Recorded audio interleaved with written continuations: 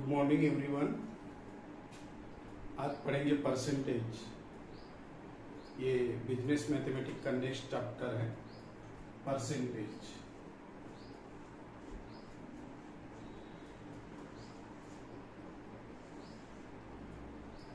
इसको कहा जाता है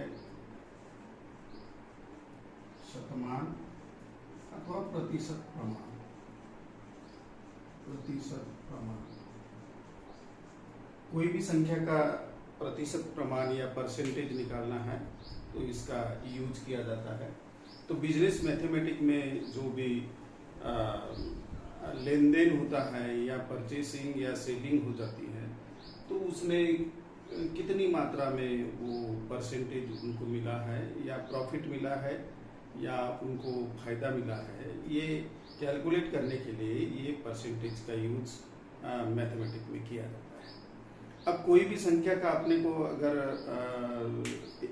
संख्या का कितना परसेंट कितनी राशि होती है ये अगर कैलकुलेट करना है तो यहाँ पे एक मान पे चलते हैं कि एग्जाम्पल नंबर फर्स्ट यहाँ पे लेते हैं और इसको समझाने की कोशिश करते हैं। तो पहला x परसेंटेज ऑफ y, तो x परसेंटेज ऑफ y इसका मतलब ये होता है कि y का x परसेंट कितना होगा। तो यहाँ पे y का x परसेंट कितना होगा ये करने के लिए therefore x divide by 100 into y, ये फार्मूला यूज में आएगा। अब इसको अगर अपन करते हैं तो इसका और इसका मल्टीप्लाई हो जाएगा xy डिवाइड बाय 100। तो इस प्रकार से कोई भी संख्या का अगर अपने को परसेंटेज निकालना है तो वो इस प्रकार से निकाला जाता है। और कोई भी संख्या का जैसे अपने को कि ये वाली संख्या अगर दी हुई है, मान के चलते सेकंड एग्जांपल अपने को परसेंटेज दिया हुआ है x percentage of y question mark दिया हुआ है, यानी इसका मतलब ये हुआ कि y की वैल्यू अगर अपने को निकालना है और एक इसका जो परसेंटेज है, परसेंटेज दिया हुआ है और परसेंटेज का वैल्यू अगर दिया हुआ है, मान के चलते हैं कि ये है 5% ऑफ y एंड उसका जो कैलकुलेट है वो है ये क्वेश्चन मार्क एंड उसका जो 5% है वो अगर 30 आता है, उसका 30 आता है तो इसका जो भी मेन वैल्यू है, कोई भी संख्या का अगर वैल्यू 30 आता है 5% के हिसाब से, तो वो संख्या कौन सी, ये अगर इस प्रकार से निकालना है तो अपन क्या करेंगे, ये 30 डिवाइड बाय 5 परसेंटेज यहाँ पे लिखेंगे और इनटू 100। तो 5 1 जा 5 6 और यहाँ पे आएगा 600। तो इसका मतलब ये हो गया कि 600 रुपया वह संख्या है जिसका 5% कितना होता है, 30 रुपया होता है या 30 होता है। तो इस प्रकार से ये कैलकुलेट किया जाता है। अब कोई भी संख्या का अगर अपने को परसेंटेज निकालना है तो परसेंटेज निकालने के लिए उस संख्या का जो डिनोमिनेटर है वो 100 आना चाहिए। मान के चलते हैं कि एक एग्जांपल लेते हैं अपन, express number 2 express the following fraction in the percentage. Express the following fraction in the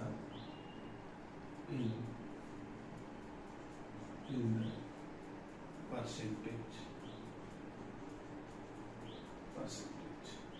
कौन सा है फॉलोइंग फ्रैक्शन, तो 13 डिवाइड बाय 25। इस फ्रैक्शन का अपने को परसेंटेज में कन्वर्ट करना है, तो इसका जो डिनोमिनेटर है वो 100 आना चाहिए। तो इसको 100 करने के लिए ये जो 25 है इसको 100 करने के लिए मल्टीप्लाई बाय 4 करेंगे। तो जब डिनोमिनेटर को अगर अपन मल्टीप्लाई बाय 4 करते हैं तो ये जो न्यूमरेटर है उसको भी अपने को मल्टीप्लाई बाय 4 करना पड़ेगा, ताकि इसका जो वैल्यू है वो चेंज ना हो सके।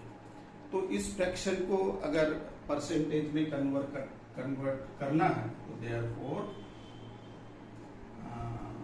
13 into 4 डिवाइड बाय 25 into 4, इस प्रकार से अपने को मल्टीप्लाई करना पड़ेगा। तो इसका आएगा 52 डिवाइड बाय 100।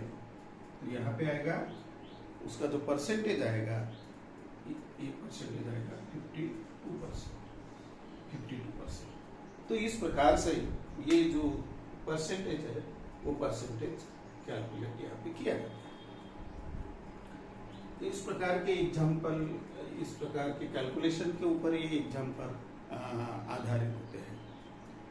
अब यहाँ पे मल्टीप्लाई अपन ने किया है, लेकिन अपने को समझो मान के चलते हैं कि ये वाली जो डिजिट है ये 25, ये अगर 100 से ज्यादा दिया है तो क्या करना पड़ेगा? 100 से अगर ज्यादा दिया है तो क्या करना पड़ेगा? तो express the following fraction in the percentage number. Next, express the following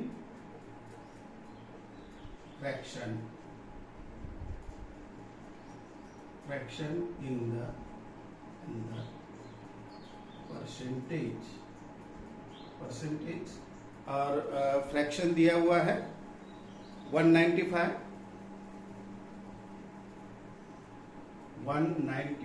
divide by 300 divide by 300। तो यहाँ पे क्या करना पड़ेगा उसका, मैं यहाँ पे बोला हूँ कि इसको 100 करना पड़ेगा, तो यहाँ पे डिवाइड करना पड़ेगा 3 से। तो देयरफॉर इसका परसेंटेज अगर निकालना है तो 195 into 1/3 डिवाइड बाय 300 into 1/3। तो इसका आएगा, इसका और इसका मल्टीप्लीकेशन हो जाएगा 195 डिवाइड बाय, ये इसको इस प्रकार से आएगा और इसका मल्टीप्लीकेशन हो जाएगा और ये आएगा 3। तो इसका आ जाएगा 65 आ जाएगा 65, इसका डिवाइड किया तो, और ये आ जाएगा 100। तो इज इक्वल टू 65%। तो इस प्रकार से परसेंटेज का कैलकुलेट किया जाता है। तो अपन ने इसके पहले देखा है कि कोई भी संख्या का अगर परसेंटेज निकालना है तो उतनी, कोई भी संख्या का जितना भी परसेंटेज पूछा है तो उसकी राशि कितनी आएगी वो कैसे निकालते हैं ये अपन ने देखे हैं। यहाँ पे देखा है कि परसेंटेज कैसे निकालते हैं इस प्रकार से, और एक देखा है कि कोई संख्या अगर दी हुई है अपने को जिसका परसेंटेज अपने को पता है और वो जो अमाउंट है वो अमाउंट अगर अपने को निकालना है तो किस प्रकार से निकलते हैं। तो 3 प्रकार से अपने देखे। अब एक्चुअली क्या है कि यहाँ पे जो भी एग्जाम्पल पूछे जाते हैं बिजनेस मैथमेटिक्स में, वो एग्जाम्पल के बारे में चर्चा करेंगे। ये एग्जाम्पल नंबर 3 है, उस एग्जाम्पल के बारे में चर्चा करेंगे। किस प्रकार से एग्जाम्पल यहाँ पे दिए जाते हैं।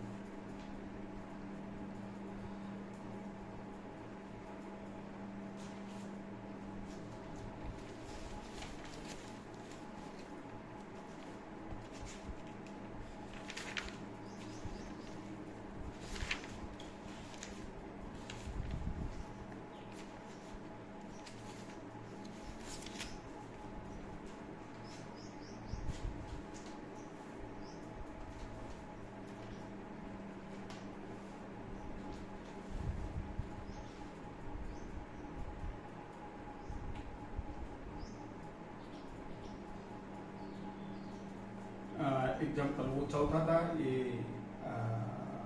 1 2 3 4 example number 4. On a certain community, on a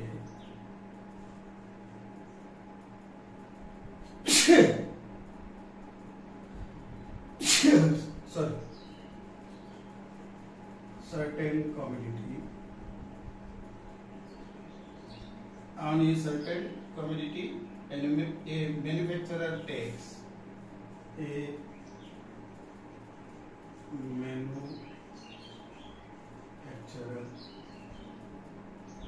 take 20%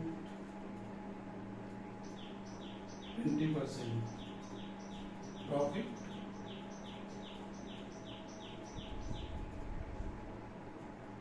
a wholesaler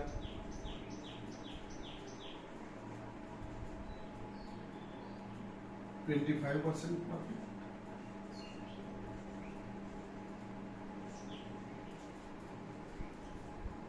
and a retailer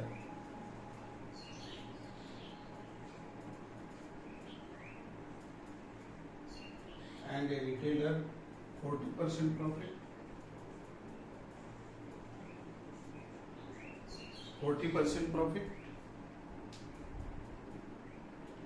If a consumer purchase the article, if a consumer purchase article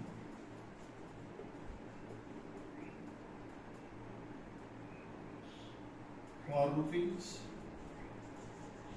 700,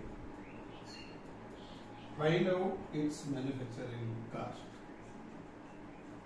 Find out its manufacturing cost. देखिए example में क्या कहा गया है कि on a certain community a manufacturer take 20% profit, a wholesaler 25% profit, and retailer 40% profit. If a consumer purchase article for rupees 700, find out its manufacturing cost. अगर एक प्रकार की कम्युनिटी है, एक वस्तु है जो उसका मैन्युफैक्चरर जो इस वस्तु को मार्केट में बेचना चाहता है तो उसका 20% वो उसके ऊपर क्या करता है, प्रॉफिट रखता है. फिर ये होलसेलर को बेचता है, होलसेलर उसके ऊपर 25% प्रॉफिट रखता है. होलसेलर फिर रिटेलर को बेचता है तो रिटेलर उसके ऊपर 40% प्रॉफिट करके उसको बेचता है. अगर यही वस्तु अगर कंज्यूमर को लेना है तो वो कितने पेड करता है, 700 रुपीज पेड करता है. तो उसकी मैन्युफैक्चरर प्राइस क्या होगी. अब ये पहले की प्राइस क्या है, मैन्युफैक्चरर कितना कॉस्ट है, ये अपने को पता नहीं है. तो अपन क्या करेंगे कि जो अपने को पता नहीं होती उसको एक्स मानते हैं या डिजिट में अपन लेते हैं. तो उसको अपन ऐसा करेंगे कि उसको 100 मानेंगे ताकि उसके ऊपर ये जो प्रॉफिट है ये प्रॉफिट अपने को निकालने के लिए इजी जाएगा. तो इसको सॉल्व करते हैं सॉल्यूशन और यहाँ पे लिखते हैं कि suppose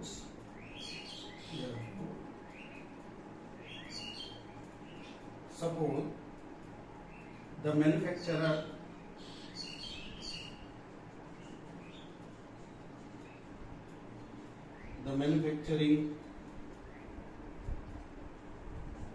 the manufacturing cost is equal to 100 rupees.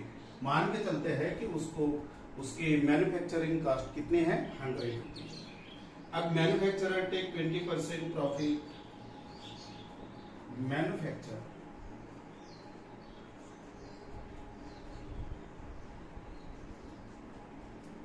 Take 20% profit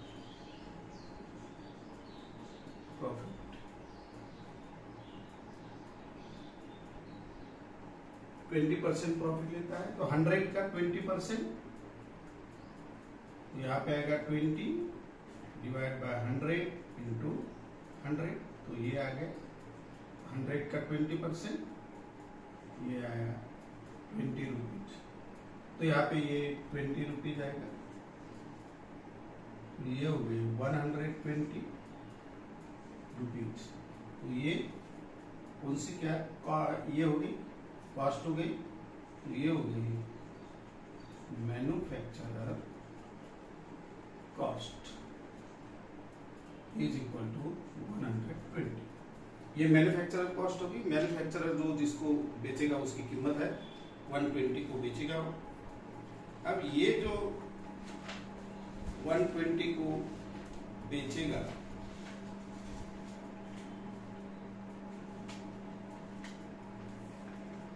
तो होलसेलर, therefore होलसेलर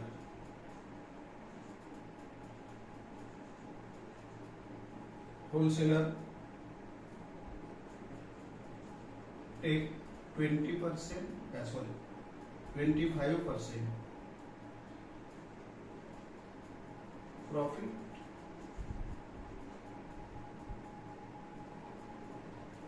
on कौन से रुपए पे 120 रुपीज। अब होलसेलर क्या करेगा, 25% प्रॉफिट लेता है 120 रुपीज पे, क्योंकि ये मैन्युफैक्चरर कास्ट है। ये मैं इसको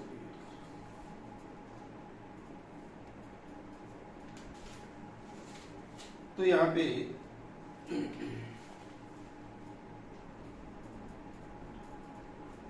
therefore 25 डिवाइड बाय 100 इंटू 120 इस प्रकार का कैलकुलेशन आएगा। तो इसका है 30 रुपीज।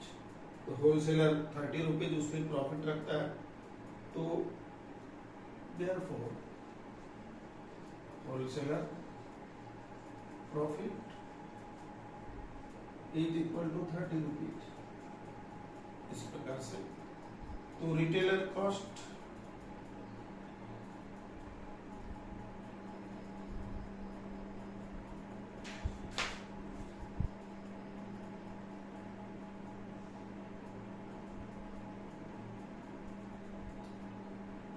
होलसेलर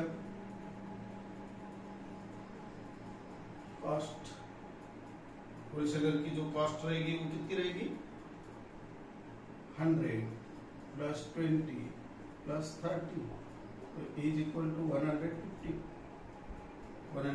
रहेगी। therefore उसके बाद क्या करता है, retailer take 40% profit, 40% profit on कौन से रुपये पे 150। उसने खरीदी कर लिया, उसको कॉस्ट पड़ी 150 को, रिटेलर टेक उसके ऊपर क्या करता है 40% कॉस्ट के ऊपर 150 के ऊपर 40% अपना प्रॉफिट लेता है। तो यहाँ पे ये 40% ऊपर आएगा, डिवाइड बाय 100 आएगा, और जिसके ऊपर कैलकुलेट करना है वो यहाँ पे आएगा। तो इसका 60 रुपीज है, 60 rupees.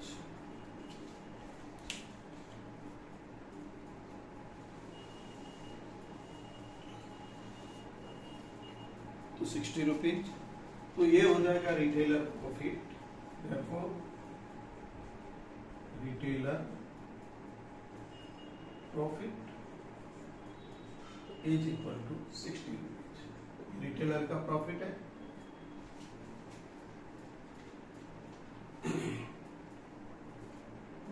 therefore article consumer price, article consumer price रहेगा, या सेलिंग प्राइस जिसको बोलते हैं, या SP is equal to 100 rupees manufacturer कर दिया, उसके बाद में 20 रुपये मैन्युफैक्चरर का ये हो गया प्रॉफिट हो गया, होलसेलर का 30 रुपये प्रॉफिट हो गया, और 60 रुपीज रिटेलर का प्रॉफिट हो गया। तो उसने कितने पेड किए, कंज्यूमर प्राइस कौन सी होगी 150 210 210 जब उस आर्टिकल की जो मैन्युफैक्चरर कास्ट है 100 रुपीज, तो कंज्यूमर प्राइस कितनी है 210। तो कंज्यूमर अगर पेड करता है 600 रुपया या 700, तो उसकी मैन्युफैक्चरर कास्ट क्या होगी? तो यहाँ पे if the article manufacturer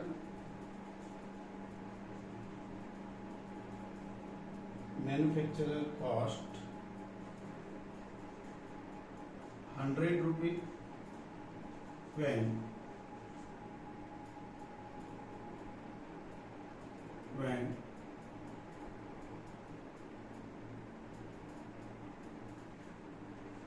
selling price कितनी होती है 210। if the article selling price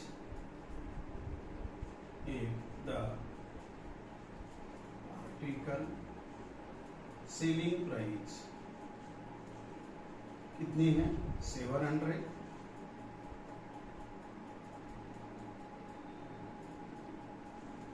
when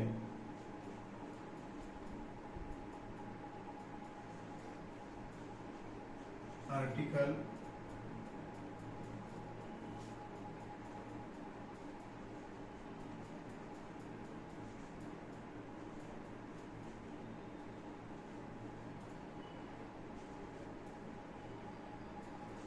question.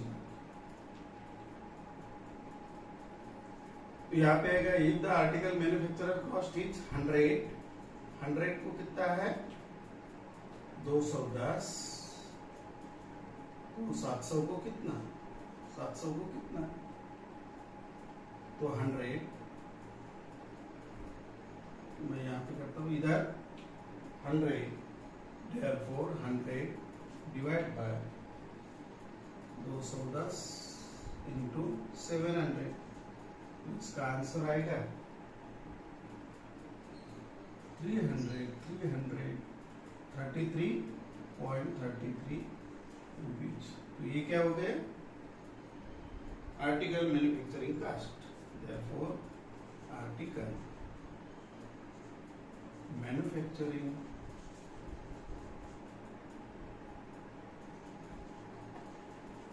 cost is equal to 333.33 rupees. इस प्रकार से उसका कैलकुलेशन। तो इस प्रकार के एग्जाम्पल आते हैं परसेंटेज में।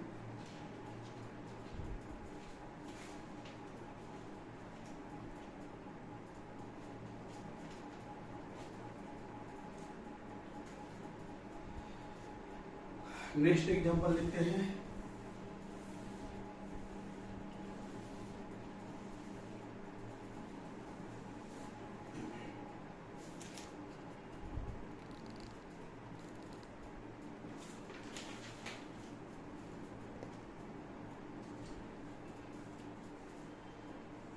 Example number next 5th number का। A man had a certain sum of money. A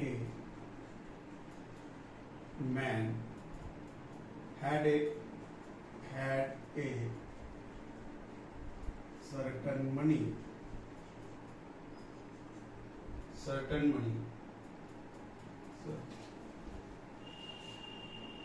certain sum of money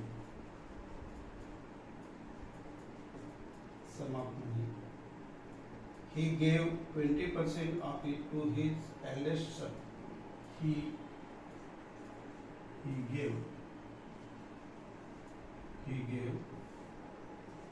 20%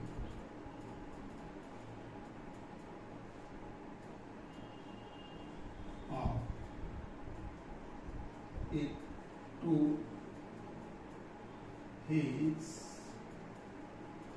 eldest son. and 30% of the remaining his younger son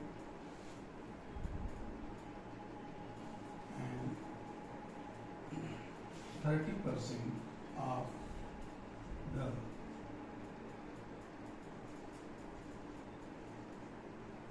remaining to his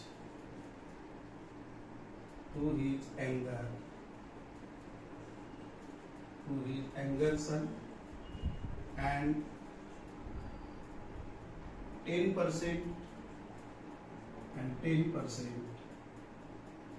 of the remaining for poor boys of the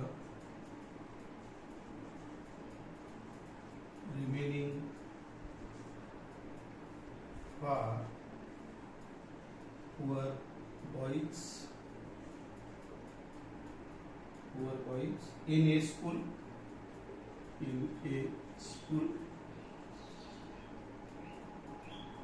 still he has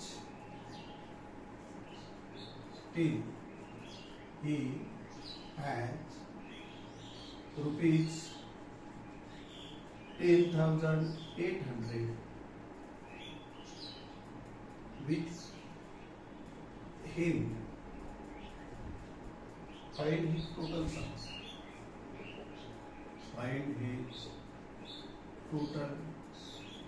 sum.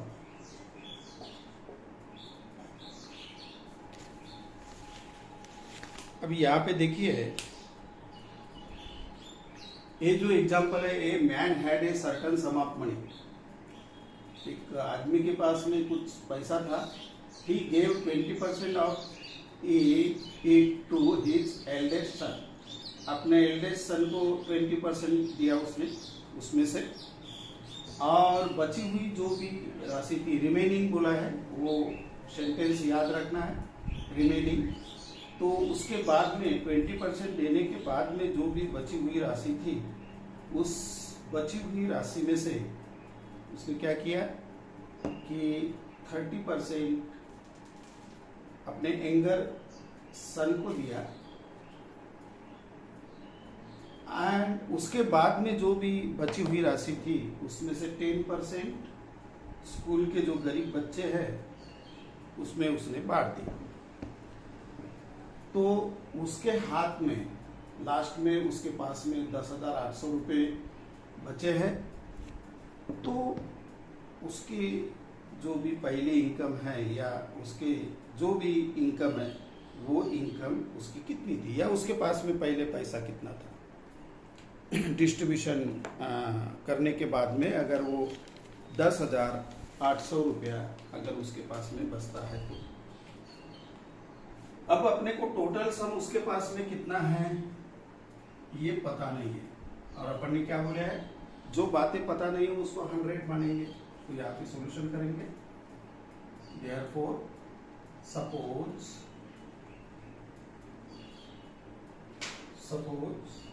his total sum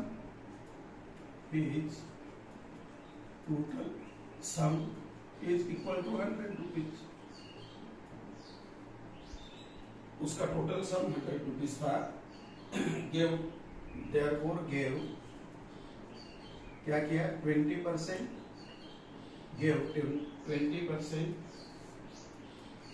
his eldest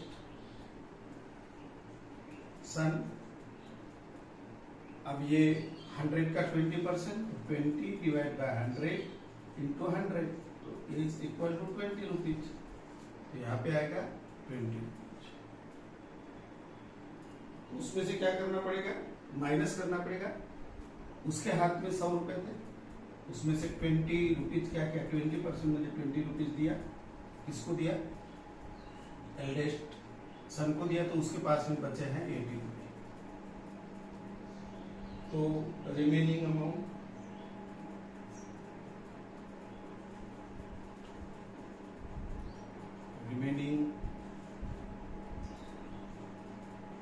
amount 80 rupees. अब उसके हाथ में 80 rupees पैसा बचा है। तो उसने क्या किया, therefore he gave 30% amount his anger son, 30% amount anger son. तो ये 80 में से उसने क्या किया, 30% एंगर सन को दिया। तो 30%, तो 30 डिवाइड बाय 100 इंटू 80, तो ये आ जाएगा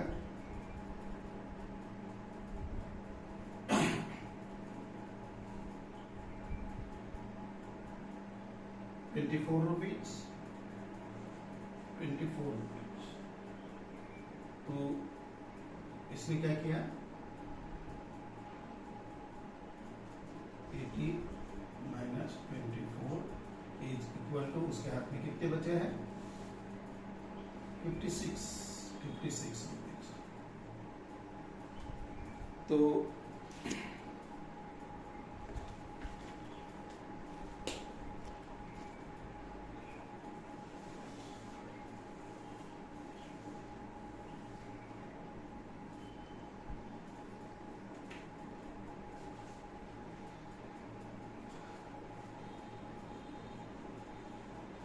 remaining amount in his hand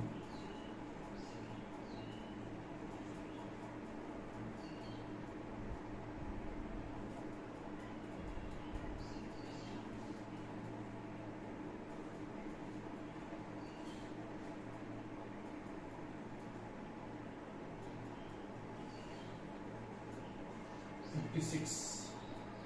अब उसके बाद में क्या किया कि gave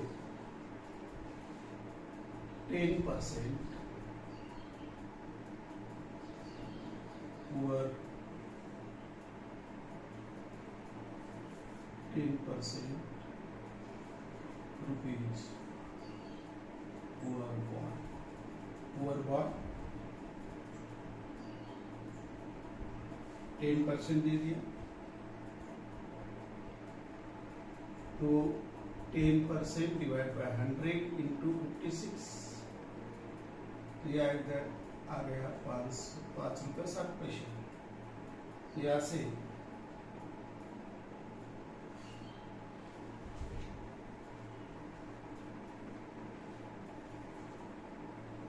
therefore remaining amount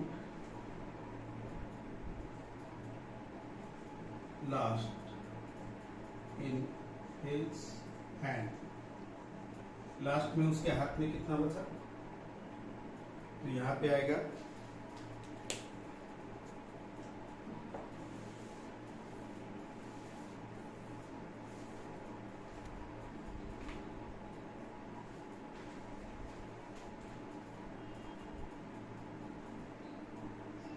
56 minus 500, 5.56 minus 5.6 means 60.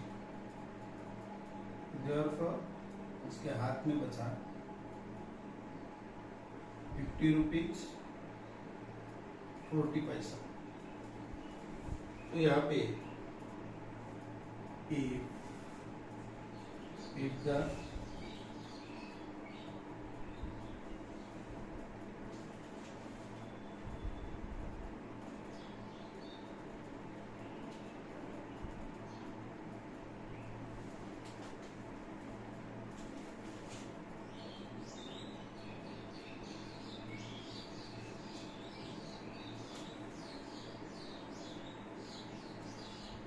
if the total sum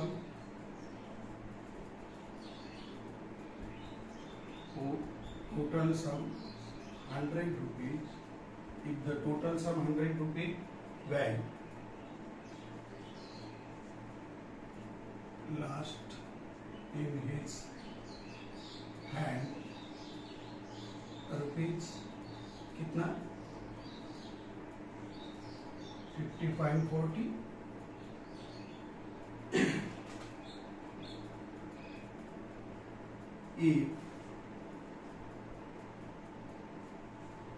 if the last remaining amount कितना था in his hand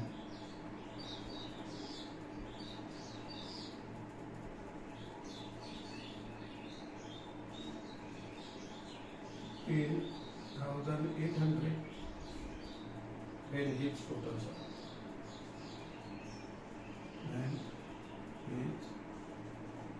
total sum अगर टोटल सम 100 रुपया रहता है तो उसके लास्ट सब देने के बाद में हाथ में कितने रहते हैं 50 रुपया 40 पैसा if the last remaining amount in his hand 10,800 रुपये रहता है वेन हिज टोटल सम तब उसके सम कितना होगा तो 100 पे 50 रुपया 40 पैसा तो 10,800 पर कितना यहाँ पे 100 डिवाइड बाय 50.40 इंटू 10,800 तो इसका आता है 21,428.57 तो उसकी in his total sum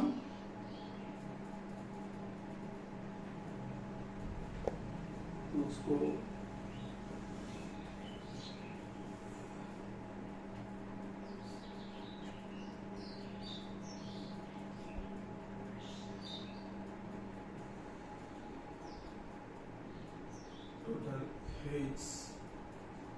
total sum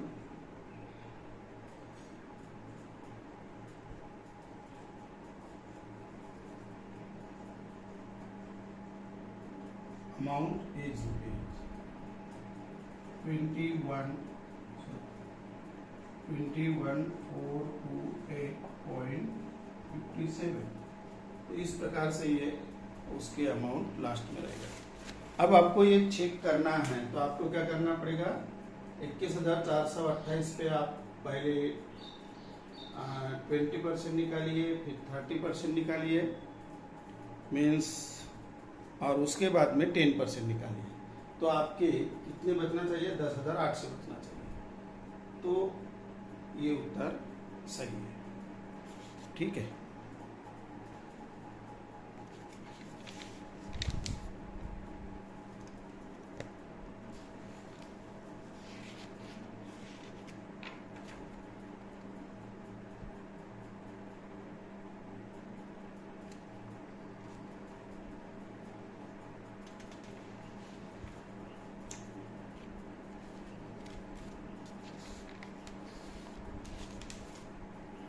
एक एग्जाम्पल और एक लेते हैं।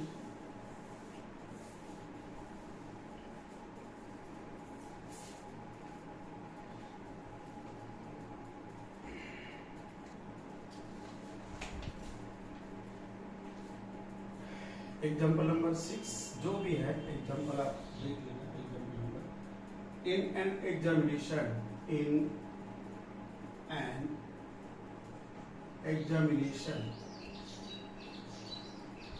in an examination 45 students fail 45% students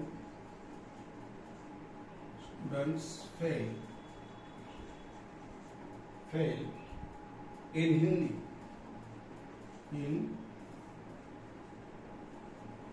Hindi and 55 fail and 55% fail in English.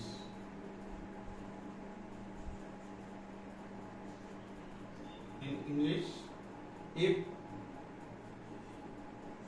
15% student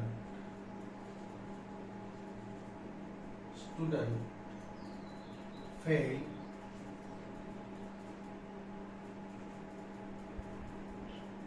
in both the subject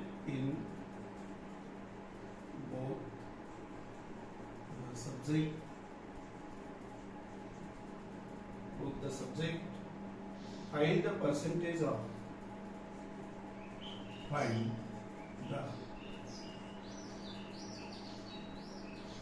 percentage of percentage of those student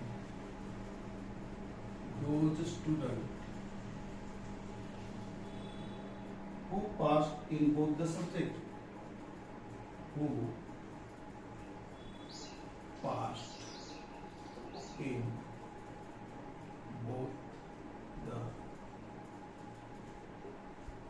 subject। अब यहाँ पे देखिए, यहाँ पे क्या बोला गया है कि एक एग्जामिनेशन में 45% स्टूडेंट फेल होते हैं इन हिंदी में।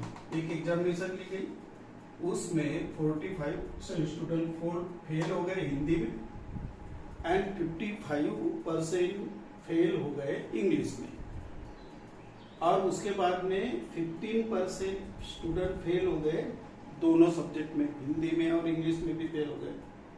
ये तो इंडिविजुअल फेल का रिजल्ट है, 45 हिंदी का परसेंट और 55 इंग्लिश का, लेकिन दोनों सब्जेक्ट में फेल होने वाले जो स्टूडेंट है वो 15% है। Find the percentage of those student who pass in both the subject. तो उस एग्जामिनेशन में दोनों सब्जेक्ट में पास होने वाले स्टूडेंट की संख्या कितनी थी। तो अपने को तो यही नहीं पता कि उस एग्जामिनेशन में कितने बच्चे एग्जामिनेशन में बैठे थे। तो अपन क्या करेंगे, पहले उनको देखेंगे कि एग्जामिनेशन में कितने बच्चे पहले बैठे थे। वो अपने को पता नहीं है, इसलिए इसके पहले वाला जो एग्जाम्पल था उसमें 100 माने थे, इसमें भी 100 अपन लेंगे और उसके ऊपर फिर कैलकुलेट करते जाएंगे, तो अपने को लास्ट में वो अमाउंट मिल जाएगा। तो देखते हैं किस प्रकार से सॉल्व करते हैं इसको। तो suppose the total number of student कितने थे ये अपने को पता नहीं है। Therefore suppose total number of student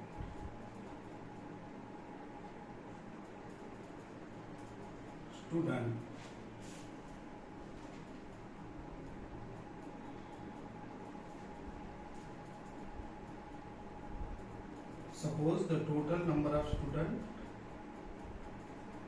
in exam कितने 100। एग्जाम में टोटल नंबर ऑफ स्टूडेंट कितने थे 100। Total number of student fail in Hindi, therefore total number of student fail in Hindi. अब हिंदी का परसेंटेज कितना दिया है 45, तो 45 टोटल नंबर ऑफ स्टूडेंट निकालना पड़ेगा। तो 45 डिवाइड बाय 100 इंटू 100, तो यहाँ पे आ गए 45। तो यहाँ पे टोटल स्टूडेंट कितने हो गए हिंदी के फेल होने वाले 45 स्टूडेंट हो गए, and total number of student fail in English, therefore total number of student fail in English। अब यहाँ पे 55% है, 55% डिवाइड बाय 100 इंटू 100, तो इज इक्वल टू 55। तो total number of student fail in English 55 हो गए। अब यहाँ पे ये 55 हो गए, 45 स्टूडेंट 100 में से, एंड इंग्लिश के 55 number of student who fail in both the subject. अब यहाँ पे दोनों सब्जेक्ट में फेल होने वाले 100 में से, रिमेनिंग नहीं है, यहाँ पे अपने को पूरा 100 में से कैलकुलेट करना है। तो यहाँ पे देखेंगे number of student, therefore number of student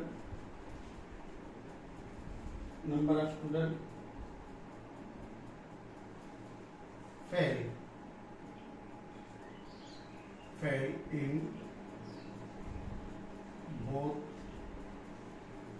subject कितने थे 15%, तो 15% डिवाइड बाय 100 इंटू 100 पे 15%, तो ये आएगा 15 student.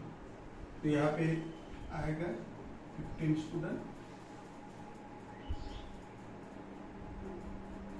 Number of student who fail in only Hindi. अब अपने को क्या करना है कि ओनली हिंदी में कितने फेल हुए ये देखना है।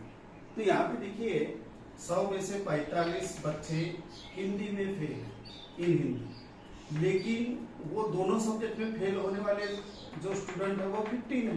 तो दोनों स्टूडेंट में अगर फेल होने वाले बच्चे 15 हैं तो यहाँ पे उनका भी समावेश है और इंग्लिश में भी समावेश है। अब यहाँ पे 45 बच्चों में दोनों सब्जेक्ट में फेल होने वाले बच्चों का भी समावेश है। तो एक्चुअली हिंदी में ये क्या करेंगे, 15 यहाँ से माइनस करेंगे। तो एक्चुअली अपने को हिंदी में फेल होने वाले, सिर्फ हिंदी में फेल होने वाले बच्चे कितने हैं वो मिलेंगे। ये जो 15 है ये दोनों सब्जेक्ट में फेल होने वाले बच्चे हैं और ये है हिंदी में। तो यहाँ पे यहाँ के हिंदी के जो बच्चे हैं तो इसमें उनका समावेश है। तो अपन क्या करेंगे, दोनों फेल वाले बच्चों को यहाँ से निकालेंगे। तो एक्चुअली हिंदी में कितने फेल हुए वो अपने को पता चलेगा।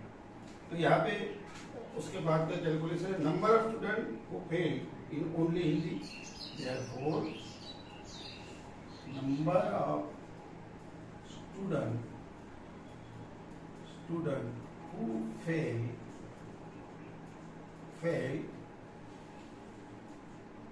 ओनली हिंदी। तो यहाँ पे क्या करेंगे, ओनली दोनों सब्जेक्ट में फेल होने वाले 15 है और हिंदी में फेल होने वाले कितने हैं, 45।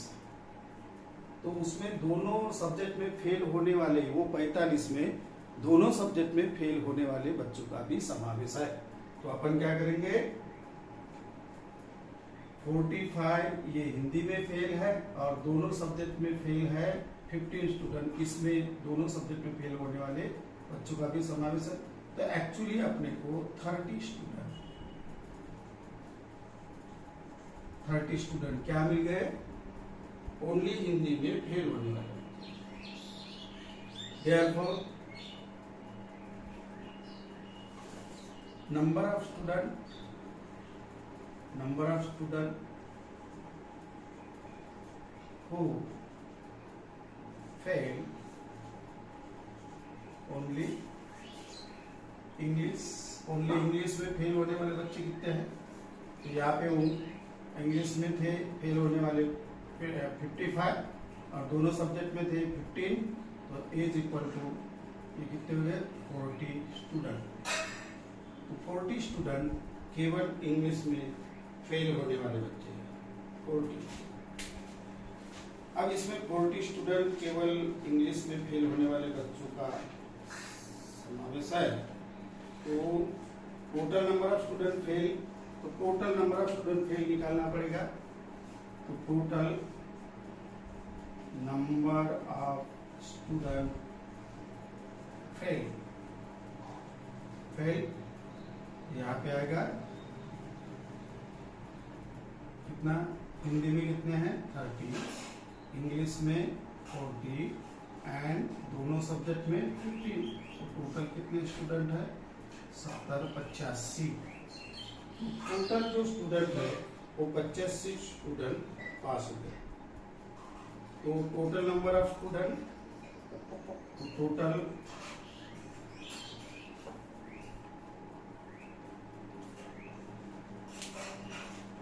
स्टूडेंट क्या हो गए, फेल हो गए। Total number of student fail 85। तो 100 में से 85 स्टूडेंट फेल होते हैं तो पास कितने, तो therefore total number of student pass in exam कितने हैं 100 पहले माने थे, उसमें से फेल 85 बच्चे हैं, तो ये जो 15 है तो ये 15 क्या है पास, ये हो गया पास। अब क्या बोला है उसका परसेंटेज निकालो,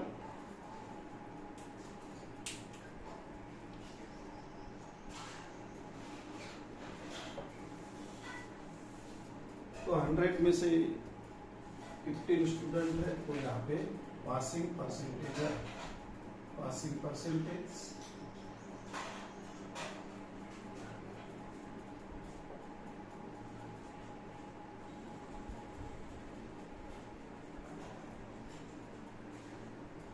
100 में से यहाँ पे आएगा